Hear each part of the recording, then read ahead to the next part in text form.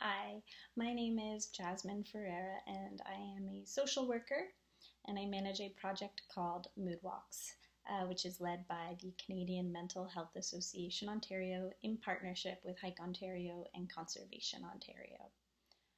Mood Walks promotes physical activity, or what we call green exercise, as a way to improve both physical and mental health. And I'm going to share a bit about why I think you should consider including walking in your daily life, but not just walking outside in nature.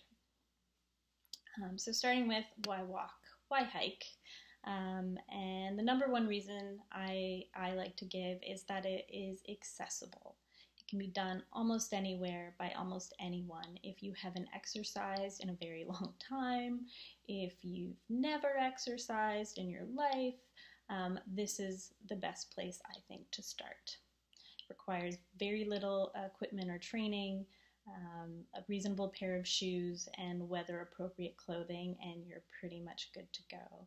And if it's the summer, make sure you take a water bottle. And for the project, we also encourage people to do it with others.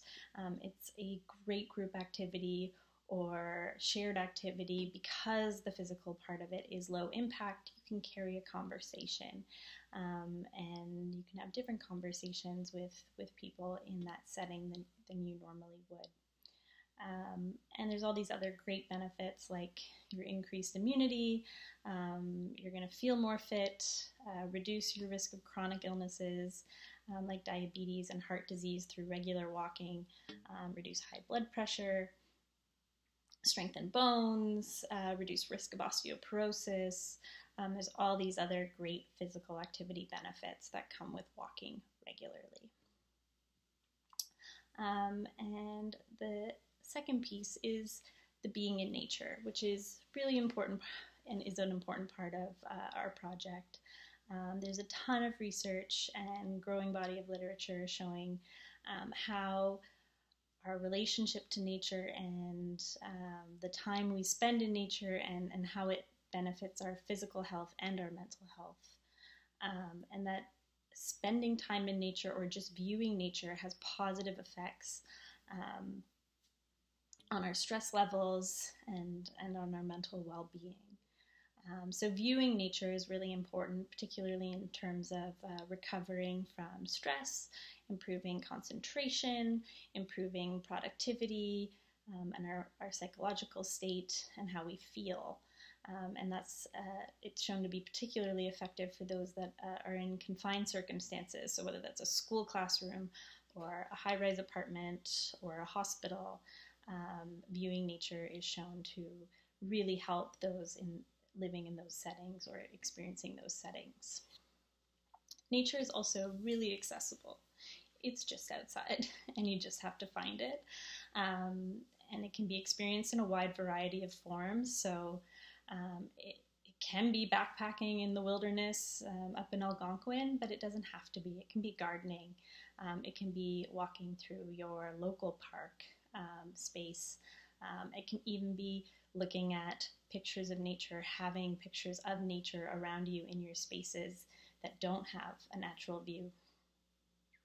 And in addition to improving attention, walking in nature as opposed to walking in an urban setting, so maybe just down a street, has been shown to reduce and impact feelings of anger in a positive way, improve positive affect, and again, improve or reduce blood pressure. And of all this evidence, I like to point out that the participants in these studies themselves cite their own feelings of greater improvements to their well-being, and I think that's really important to include their voices and to hear straight from them that they felt better. Their mood was improved.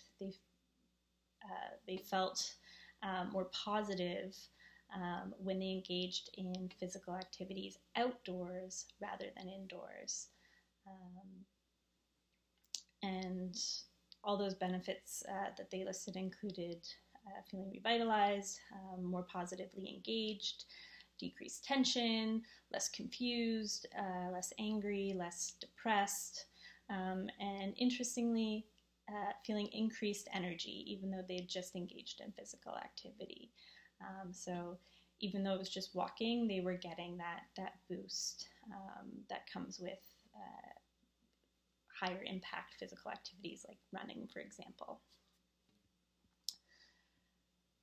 So walking in nature, it's super easy.